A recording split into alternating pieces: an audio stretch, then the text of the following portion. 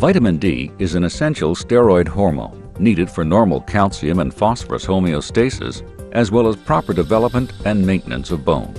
Clinical manifestations of active vitamin D deficiency, including the development of secondary hyperparathyroidism in patients with chronic kidney disease, CKD, are well recognized.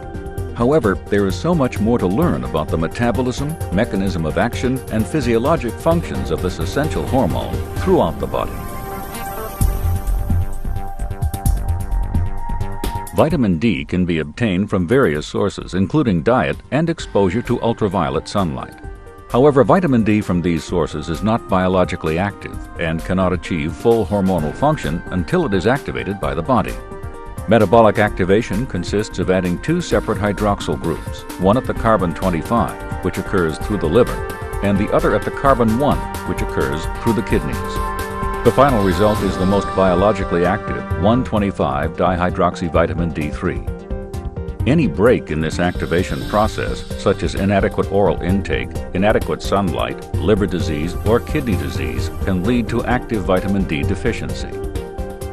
Patients with chronic kidney disease have a decreased ability to complete the final activation process, and as a result are at increased risk for active D deficiency.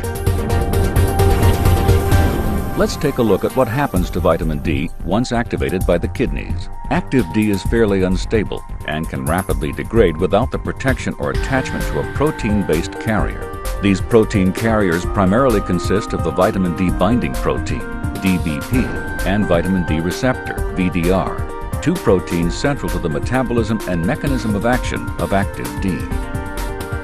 Vitamin D is primarily transported to its target tissues through the vitamin D binding protein. The affinity of active D to this binding protein is one of the many factors that influence its biological activity and half-life. Once at the target cell, active D must be released from the vitamin D binding protein.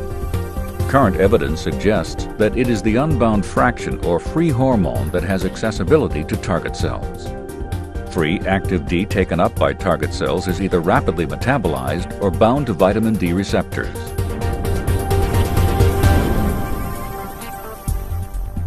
Upon binding with active D, the vitamin D receptor undergoes conformational changes that allow it to interact with several other transcriptional factors within the nucleus. In order to interact with transcriptional factors and affect gene transcription, the active D vitamin D receptor complex must interact with a retinoid X receptor to form a heterodimer that can then bind to selective or promoter sites of the target cell DNA. This new complex then recruits various co-activators and/or co-repressors that influence gene expression and alter cellular activity. This can include protein synthesis and secretion, cellular proliferation, and/or differentiation. What determines the overall cellular response is the cell type and location, the number or availability of vitamin D receptors, and the affinity of active D to these receptors. Vitamin D receptors are located in various target organs and cells throughout the body. The classic and most recognized organs associated with vitamin D and the regulation of calcium homeostasis and secondary hyperparathyroidism in chronic kidney disease include the kidneys, intestines, bone, and parathyroid glands. In the kidneys, vitamin D actively regulates calcium reabsorption through proximal tubule cells. In the intestines, active D regulates calcium and phosphate absorption. In the bones, active D regulates the activity of cells that remodel and build bone. In the parathyroid glands, active D decreases the synthesis and secretion of parathyroid hormone and regulates the proliferation of parathyroid gland cells. In addition, active D also renders the parathyroid glands to be more susceptible to the suppressive action of calcium. Vitamin D receptors have also been isolated throughout the body and are involved in various regulatory processes that extend beyond classic calcium homeostasis, mineral metabolism. Vitamin D receptors have been identified throughout the cardiovascular system, including cardiomyocytes and vascular smooth muscle cells. Currently, scientific research is underway to further explore the role of active D on the cardiovascular system.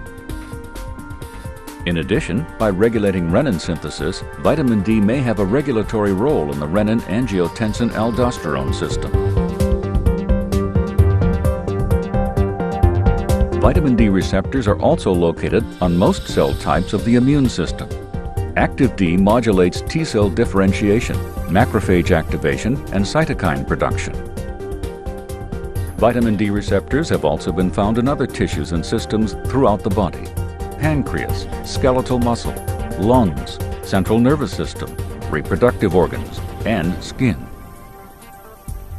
As you can see, active D is an essential hormone.